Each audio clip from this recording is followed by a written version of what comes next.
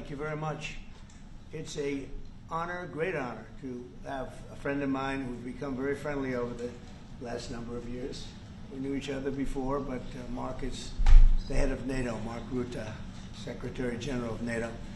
Highly respected by everybody that knows him, but in particular the European countries. They have great reliance on him, and he's done a fantastic job. And we had a tremendous meeting, I guess it's about a month ago, and I think Mark will tell you that it was really perhaps more important the date of November 5th. That was the election day. Maybe that was the most important, because we've made tremendous progress together. And one of the reasons that you're here today is to hear that we are very unhappy, I am, with Russia. But we'll discuss that maybe a different day. But we're very, very unhappy with them, and we're going to be doing very severe tariffs if we don't have a deal in 50 days. Tariffs at about 100%. You'd call them secondary tariffs. You know what that means. But today we're going to talk about something else. And as you know, we've spent $350 billion approximately on this war with Russia and Ukraine, and would like to see it end. It wasn't my war, it was Biden's war. It's not my war. I'm trying to get you out of it. And we want to see it end. And I'm disappointed in President Putin, because I thought we would have had a deal 2 months ago, but it doesn't seem to get there. So based on that, we're going to be doing secondary tariffs if we don't have a deal in 50 days. It's very simple. And they'll be at 100%. And that's the way it is. That can be more simple. It's just the way it is. I hope we don't have to do it. But regardless, we are going to be, we make the greatest military equipment in the world, whether it's missiles. You saw that recently in Iran, the way those planes flew in. They had every single, 14 bombs hit every target. Then you had the helicopters shoot a total of 30 bombs, 30 missiles, and they hit every single, Marco, is that right? Every single piece, every single target. And it was, I guess, on a scale of 0 to 10, they say it was about a 15. That's how successful it was. That's how lethal it was, a word they like to use nowadays. But it was an amazing, well-organized attack that people in this country wanted to do for 24 years. You know, when we had the pilots in last week, they were saying, "Sir, we've been practicing this for 24 years," meaning people, not them, but other people that are a little older now. But they too, and you were the one that let us do it. But we've been practicing it 3 to 4 times a year for 22, 24 years, because they always knew they had to stop Iran from doing what they were doing, which is trying to come up with a nuclear weapon, a nuclear bomb. And we did it very successfully. And we make the best equipment, the best missiles, the best of everything. The European nations know that. And we've made a deal today, and I'm going to have Mark speak about it, but we've made a deal today where we are going to be sending them weapons, and they're going to be paying for them. The United States will not be having any payment made. We're not buying it, but we will manufacture it, and they're going to be paying for it. Our last meeting of a month ago was very successful in that they agreed to 5%, which is more than $1 trillion a year, so they have a lot of money. And these are wealthy nations. They have a lot of money, and they want to do it. They feel very strongly about it, and we feel strongly about it, too. But we're in for a lot of money, and we don't want to do anymore. And we can. But we make the best, and we're going to be sending the best to NATO, and in some cases to maybe, at Mark's suggestion, if we go to Germany, where they're going to send early on missiles, and they'll be replaced, and NATO is going to take care of it. It's going to be coordinated by NATO, and they're going to work very much with Matt Whitaker, who's right here, who's a great ambassador, and Matt's going to be coordinating. You better do a good job, Matt. I will. But Matt's going to coordinate. He's a very talented guy. He's going to coordinate everything. So in a nutshell, we're going to make top-of-the-line weapons, and they'll be sent to NATO. NATO may choose to have certain of them sent to other countries where we can get a little additional speed, where the country will release something, and it'll be mostly in the form of a replacement. And I'd like to have Mark, and again, just a highly respected, pretty young guy, Pretty young guy for having had the career that he's had, because he had an amazing career before going to NATO. So and we spent a lot of time together over the last couple of months. And if you could say a few words. Absolutely. No, Mr. President, dear Donald, this is really big. This is really big. You called me on Thursday that you had taken a decision. And the decision is that you want Ukraine what it needs to have to maintain, to be able to defend itself against Russia, but you do want Europeans to pay for it, which is totally logical. And this is building on the tremendous success of the NATO summit. The 5%, but also the decision to keep Ukraine strong and the decision to increase our defense industrial production. So based on that, that was Europe stepping up. This is again Europeans stepping up. So I've been in contact with many countries. I can tell you that at this moment, Germany massively, but also Finland and Denmark and Sweden and Norway, the United Kingdom, the Netherlands, Canada, they all want to be part of this. And this is only the first wave. There will be more. So what we will do is work through the NATO systems to make sure that we know what Ukrainians need, so that we can make packages. Of course, in a way, we discussed it this morning with Pete Hegseth at the Pentagon, in a way that, of course, the US will keep on its stockpiles necessary to defend this country. That's absolutely clear. But it will mean that Ukraine can get its hands on really massive numbers of military equipment, both for air defense, but also missiles, ammunition, etc., etc. So if I was Vladimir Putin today and hear you speaking about what you were planning to do in 50 days and this announcement, I would reconsider whether I should not take negotiations about Ukraine more seriously than I was doing at the moment, if I was Vladimir Putin. But when I'm Ukraine, I think this is really great news for them. So I really want to thank you for that. And it means the Europeans paying for it. And again, I mentioned all these countries, we will deal with that. And exactly as you said, it might also mean that countries will move equipment fast into Ukraine and then the US later backfilling it because speed is of the essence here. So really, thank you. This is important. You did a great job. That's a really great job. We've been very successful in settling wars. You have India, Pakistan, you have Rwanda and the Congo that was going on for 30 years. India, by the way, and Pakistan would have been a nuclear war within another week, the way that was going. That was going very badly. And we did that through trade. I said, we're not going to talk to you about trade unless you get this thing settled, and they did. And they were both great leaders, and they were great. But Rwanda and the Congo, that was going on for 30 years, and at least 7 million people killed, and killed with a lot of pretty rough weapons like machetes, heads chopped off, going on for many years. You couldn't even get near the countries. Nobody wanted to get near. It's so frightening. And we got that one solved. Serbia, Kosovo, got that solved. That was going to be one that was going to happen.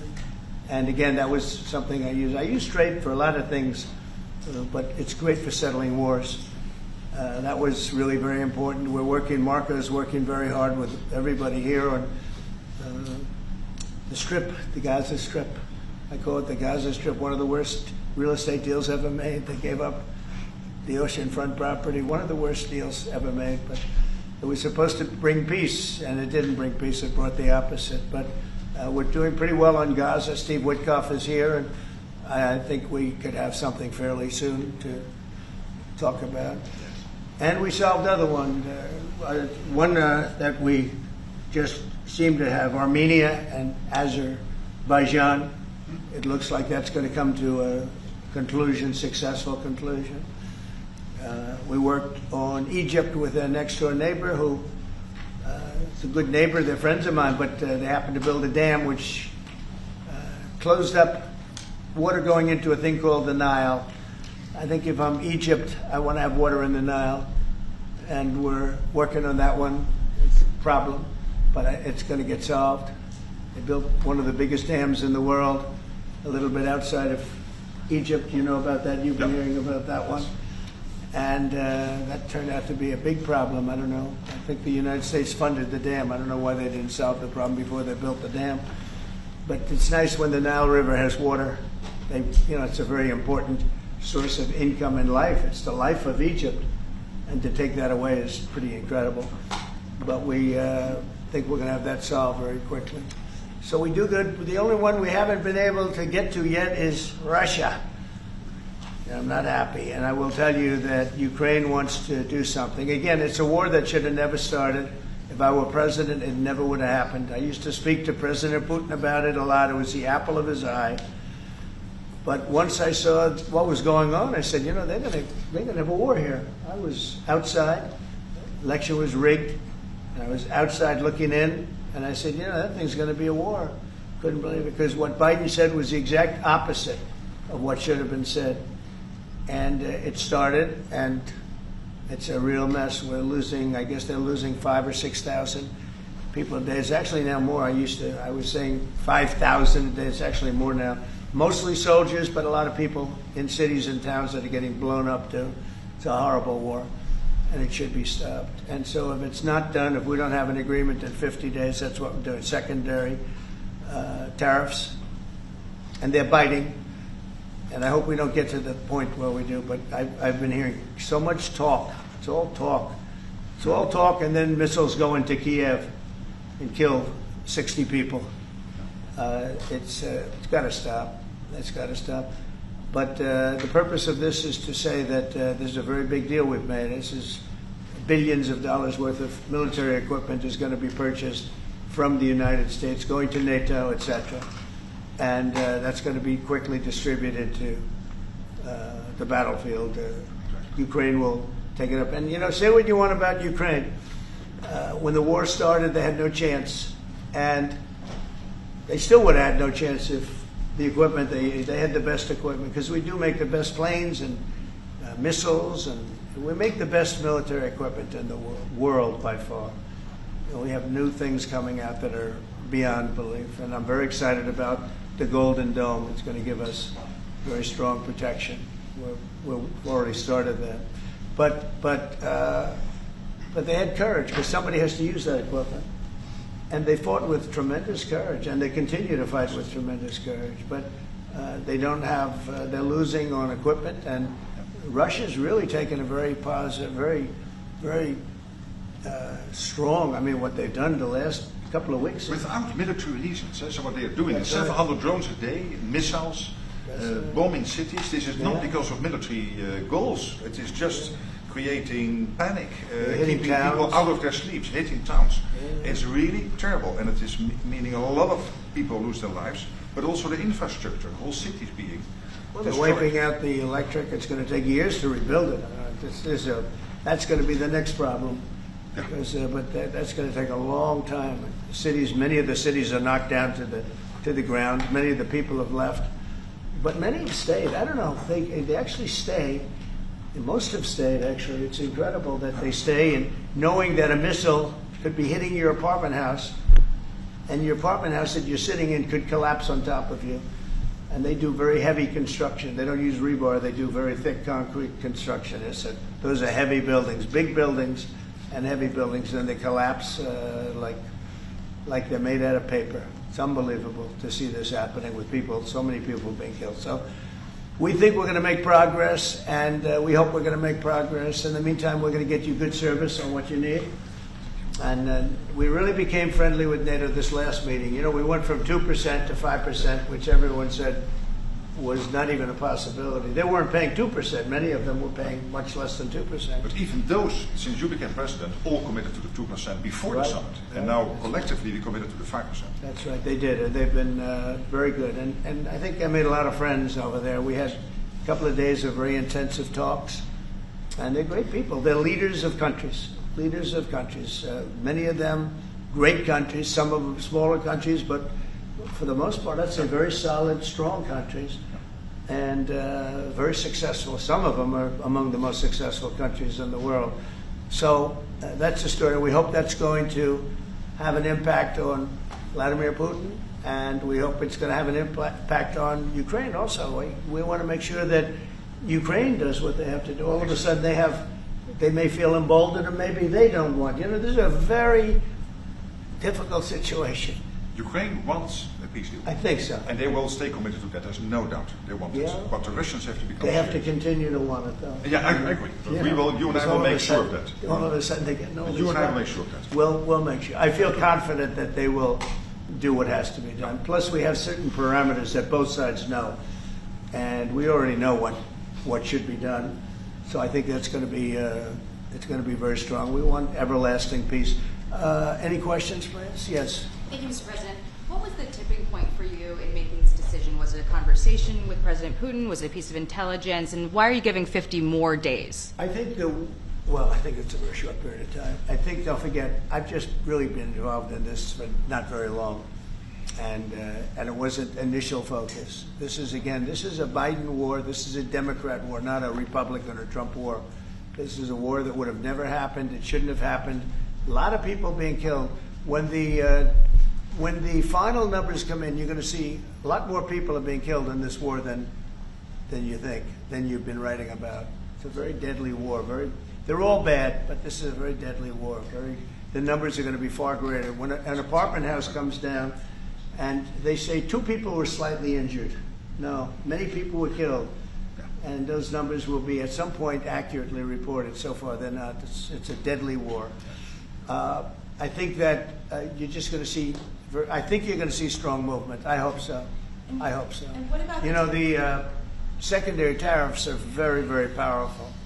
What about the tariffs that the Republicans in the House and the Senate have ready? Those Yeah. were 500%. Sure. Why are you doing 100%? Well, the Republicans are moving very strongly in the Senate, giving us total control of it. But I'm not sure we need it, but it's certainly good that they're doing it. And Lindsey Graham's working hard. The whole John Thune, all of them, they're all working hard, and they're in coordination with Mike Johnson, Speaker in the House. And I think they've actually crafted a pretty good piece of legislation. It's probably going to pass very easily, and that includes Democrats. And there are some little tweaks, but I don't want to say I don't need it because I don't want them to waste their time. It could be very useful. We'll have to see. But we can do secondary. We're probably talking about 100% or something like that. So can you clarify We can do for me? secondary. We can do secondary tariffs without the Senate, without the House. But what they're crafting also could be very good. So are you suggesting then that the Congress should move forward with those sanctions, the 500%, and that your 100 would be a separate additional package? Yeah, I mean, the 500 is, sort of meaningless after a while because at a certain point it doesn't matter. It's not going to be, 100. 100 is going to serve the same function. But, I have it at 100%. They may have it, I don't know what they're going to end up with. They may have it at 100 too. They may have it at 500. But they're doing some good work in the House, and I think in the House and the Senate. And as you know, they're coordinated, and they can have it done quickly. They said they'll have it as quickly as I need it. So we'll see. We're talking to him. In fact, John Thune's coming over later on to talk. Did you call for it yet? Yeah, he's gonna come over. Thank you, Mr. President. Is it your view that Vladimir Putin mischaracterized his dedication to? Is it your view that Vladimir Putin did not clarify his intention to a peace deal? Well, and what happens now in the next phase? Is there? We're going to see. I mean, we're going to go for a period of time. Maybe he'll start negotiating. I think I felt, I don't know about you, Mark, but I felt that we had a deal about 4 times. Mm-hmm. And here we are, still talking about it. And he didn't send serious people to the negotiations. So I remember that you were able, with Marco Rubio and with Steve Witkoff, to get these talks going in Istanbul. Yep. I remember I was myself in Turkey for NATO business in May, and we really put pressure on the Ukrainians to send a senior team into Istanbul, and they did. But then the Russians came up with this historian explaining history of Russia since 1250. We thought, and I thought, we should have had a deal done a long time ago. But it just keeps going on and on and on. And every night people are dying. A lot of people, a lot of Russian soldiers are dying, by the way. And a lot of Ukrainian soldiers too. But a lot of Russian soldiers are dying. 100,000 Russian soldiers since 1st of January. Since January. 100,000 Russian soldiers dead since January. So if anybody in Moscow is listening to this, Again, 100,000 dead Russians since January. This is what President Putin is doing at the moment. Yeah, please. Will these be Patriot missiles specifically, or Patriot batteries that you're planning? And when do you It's everything. It's Patriots. It's all of them. It's a full complement with the batteries. And when do you expect them to arrive in Ukraine, sir? Well, we're going to have some come very soon, within days, actually. Because a couple of the countries that have Patriots are going to swap over and will replace the Patriots with the ones they have. And Matt will coordinate with NATO. But so it's going to be, they're going to start arriving very soon. And this afternoon, Boris Pistorius, the German defense minister, is visiting Pete Hegseth, the Secretary of Defense, and we'll discuss also, I think, on this whole Patriot thing. Norway is involved, so that's on the Patriots, but this whole deal is also about missiles or ammunition, so it's broader than Patriots. We have one country that has 17 Patriots getting ready to be shipped. They're not going to need them for them. So we're going to work a deal where the 17 will go, or a big portion of the 17 will go to the war side. Mr. President. That can be done very quickly. Mr. President. Mr. President, Yeah, please. could this transaction with NATO be viewed as a step towards achieving peace, letting Putin know that now Zelensky has a little bit more powerful tools in his tool chest, and maybe that brings him to the table to achieve peace? 'Cause I know that you wanted to do that. Brian, that's what we've been saying. I think you might have expressed it better if you wanted to. I'm just That's trying to exactly what That's a summary. That was a nice summary. You might. I think he's done better than us. He's a very good guy. I can tell you that. But no, it's well said. Yeah, I think this is a chance at getting peace, or it's just going to be the same thing. And I have to tell you, Europe has a lot of spirit for this war. A lot of people, when I first got involved, I really didn't think they did, but they do. And I saw that a month ago, and you were there, most of you, many of you were there. The level of esprit de corps, spirit that they have is amazing. They really think it's a very, very important thing to do, or they wouldn't be doing it. Look, they're agreeing to, they're paying for everything. We're not paying anymore. We have an ocean separating us. I said, we have a problem. We make the best stuff, but we can't keep doing this. And Biden should have done this years ago. He should have done it from the beginning, but he didn't. He didn't know he was there. This guy, what a horrible job they did to this country. And I just hope between the border and this and so many other, inflation, what a horrible administration. The worst administration in history, in my opinion. That's not my opinion. I think it's everybody's opinion. But this is something that shouldn't have happened, and we're going to see if we can end it. If I can follow up. I do want to make one statement. Again, I said it before. This is not Trump's war. We're here to try and get it finished and settled and whatever. Because nobody wins with this. This is a loser from every standpoint. From day This one. was Biden, and this was other people. And it's very sad. It's a very sad situation. This gentleman's doing a great job.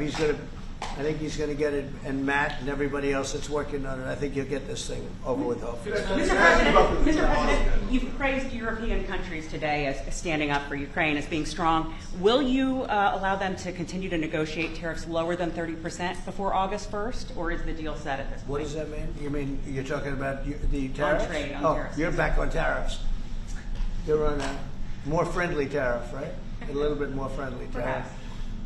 No, we're going to be talking to people. We have, I watched the show this morning. They were talking about, well, when's he going to make the deal? The deals are already made. The letters are the deals. The deals are made. There are no deals to make. They would like to do a different kind of a deal, and we're always open to talk. We are open to talk, including to Europe.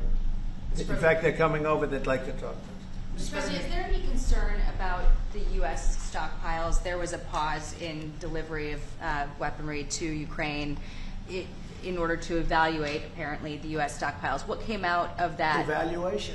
I mean, this was a very big, what we're talking about today is a very, very big day. And what Pete was doing, and me too, I knew what Pete was doing, was evaluation, because we knew this was going to happen. And now we actually announced it. They voted on it. It's all been done. So obviously that has a big impact on, when you say pause, obviously you're not going to be doing things if you don't know what's going to happen here. But we were pretty sure this was going to happen, so we did a little bit of a pause. But this is very big This is a very big event today. This is something very... If Putin escalates further, how far are you willing to go in response? In what? How far are you willing to go if Putin were to escalate, send more bombs in the coming days? Don't ask me a question like that. How far? I want to get the war settled. They're not Americans that are dying in it, and you know I have a problem, and JD has a problem. It's a stance that he's had for a long time. They're not Americans dying, but there are a lot of people dying, and on something that should be able to be settled. And we all agree with that. This group of people, you know, we want to defend our country, but you know, ultimately, having a strong Europe is a very good thing. It's a very good thing. So I'm okay with that. Yeah, please, in the back. Yeah. Is there a ceiling on what the Europeans are willing to pay for? And it sounds like, are you ruling out the U.S. paying for from additional weapons through drawdown authority? Shall I answer that? Because basically what the president is saying, that he's willing, of course, taking consideration what the U.S. needs itself. So it's not that you can have a shopping list and you can order whatever you want, because the U.S. has to make sure that the U.S. keeps its hand on what the U.S. needs also to keep the whole world safe, because in the end you are the police agent of the whole world. You're the most powerful nation on earth, the most powerful military on earth. But given that, the U.S. has decided to indeed massively supply Ukraine with what is necessary through NATO. Europeans 100% paying for that. And what we have been doing over the last couple of days is talking with countries, and I just mentioned the ones who in the first wave immediately said, we want to chip in. And then you are really talking about big numbers. Take Germany visiting today. They're really talking about big numbers. Can we get some clarity? I will say that I spoke with Germany, spoke with most of the larger countries, and they are really enthusiastic about this. They want to, and you know, they're willing to go very far. I will tell you, you know, as per your question, how far would I go? They want to go very far. They don't want this to happen. That's why I think from Putin's standpoint, it would really be good. He gets the country's economy is doing very poorly, and he's got to get his economy back. He's got to save his economy. He could save his country in a sense, but the economy can destroyed a lot of countries over the years. He wants to get that economy back. And, you know, he's got a great country for trading and other things. If they could use the assets instead of war, he's got some tremendous potential. That's what I would say. How did you deliver this news to Putin, sir? Say it? How did you tell Putin this was coming? I speak to him a lot about getting this thing done. And I always hang up and say, well, that was a nice phone call. And then missiles are launched into Kiev or some other city. And I said, it's strange. And after that happens 3 or 4 times, you say, the talk doesn't mean anything. My conversations with him are always very pleasant. I say, isn't that a very lovely conversation? And then the missiles go off that night. I go home, I tell the First Lady, you know, I spoke to Vladimir today. We had a wonderful conversation. She said, oh, really? Another city was just hit. So it's like, look, he's, I don't want to say he's an assassin, but he's a tough guy. It's been proven over the years. He's fooled a lot of people. He fooled Bush. He fooled a lot of people. He fooled Clinton, Bush, Obama, Biden. He didn't fool me. But what I do say is that at a certain point, you know, ultimately talk doesn't talk. It's got to be action. It's got to be results. And I hope he does it. It's potentially such a great country to be wasting so many people on this and the money. And look at what's happened to his economy. Look at what's happened. So, and with the threat in 50 days, yeah, the economy will be hit very hard. I mean, look, I hope he's going to do it. He knows the deal. He knows what a fair deal is. If there is such a thing as a fair deal, there's no winners here. This is a loser. This is a loser. And I dealt with him from the beginning. It wouldn't have happened, but I will say Ukraine was the apple of his eye. We talk about it. It was the apple of his eye, but it wasn't going to happen. And he understood that. It wasn't going to happen. And then I noticed, after I was out, I noticed soldiers forming at the border. Yeah. And then I heard horrible, stupid things being said from the other side. And I said, they're really handling it very, very wrong. It's a shame. Yeah. Can I add one thing, and that is about President Trump, because you came in office in January. On the 12th of February, you had your first phone call with Putin.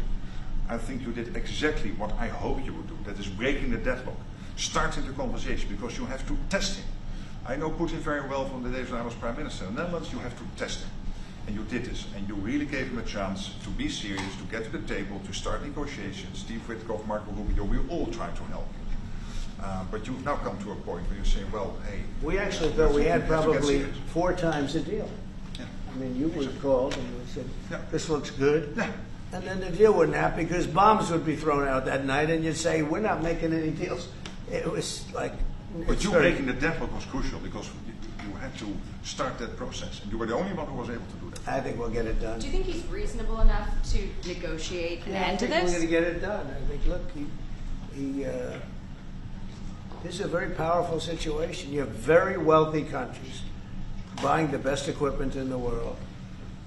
And we have the best equipment in the world. We make equipment like no other. You know, our submarines, nuclear submarines, are so powerful. They're the most powerful weapon ever built. And we have the best in the world they're 20 years behind, 25 years behind us. We have the greatest equipment anywhere in the world. I just hope we don't have to use it. Yeah, please. Thank you, Mr. President. On a separate topic here, President Biden, of all people, spoke to the New York Times over the weekend. He did not speak to them on the record during his time in office at all, but he spoke to them recently.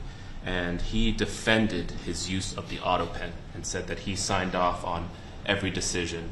But at the same time, the Times reports that he did not individually approve each name for the categorical pardons that applied to large numbers of people. What are your take on that? Any new revelations from that? Well, I mean, you're talking about the auto pen. Look, the auto pen, I think, is maybe one of the biggest scandals that we've had in 50 to 100 years. This is a tremendous scandal. And I know the people on the other side of the, see that desk, that Resolute desk? Unfortunately, he used it before me. But, you know, we have our choice of 7 desks. They're all beautiful. But I chose the Resolute, and so did he, unfortunately. But the people on the other side of the Resolute desk, I know them. Lisa, the whole group, and they're no good. They're sick people. And I guarantee you he knew nothing about what he was signing. I guarantee it. So they're going to figure it out, and we'll see what happens. But to me, the auto pen, you know, you elected president. You know what the auto pen is supposed to do? Sign thousands of letters from young people that write. We get thousands of letters a week, Susie, right? Thousands. I mean, tens of thousands sometimes. I look at a room, there's a room where we have many, many people working, responding and sending letters back. That's what an auto pen's supposed to be. To write to a young 7-year-old boy that writes to the president and he wants to be president someday and he loves America. That's what the auto pen's supposed to be. It's not supposed to be for signing major legislation and all the things. No, the auto pen, and I doubt he knew. I doubt they even spoke to him about it. I think they had, it's called a freewheeling auto pen. Like, Biden was never for open borders. Biden was never for transgender for everyone. So I don't think I think the radical left people that took over the White House, and if I didn't win, our country was finished. You know, when I was in, and I said this a couple of times, I hope I don't bore you with it, but when I was in Saudi Arabia, I was in Qatar, I was in UAE, and then I met with all of your leaders, yes, including you, a great leader. He's now the leader of many countries, not just one. No. But I met with a lot of leaders over the last 2 months in the Middle East and all of the NATO countries. And I will tell you, they had one common phrase. They thought America was dead 1 year ago. And today they say, and they all say it, and I hope you'll back me up on this, but they say now it's the hottest country anywhere in the world. It is. Look at our numbers. Look at the numbers we made. You see, we made $25 billion last month. We didn't make that for years. The tariffs are kicking in. The economy is very strong. Even though we have a Fed person who's terrible, he doesn't know what the hell he's doing, but that's all right. We blow through interest rates. We're doing so well, we blow through it. It'd be nice because people would be able to buy housing a lot easier. But think of it. We thought your country was dead, and they were dealing with China because they were really going to China, but not anymore. But we thought your country was dead, and now you have the hottest country anywhere in the world. So we've done a really good job, and It's an honor to have this man. This man is a star, and he's going to be dealing with another one of my stars, Matt, and you're going to do a great job, Matt Whitaker. Okay? Thank you very much, everybody. Thank you, guys. Thank you, guys. Thank you, guys.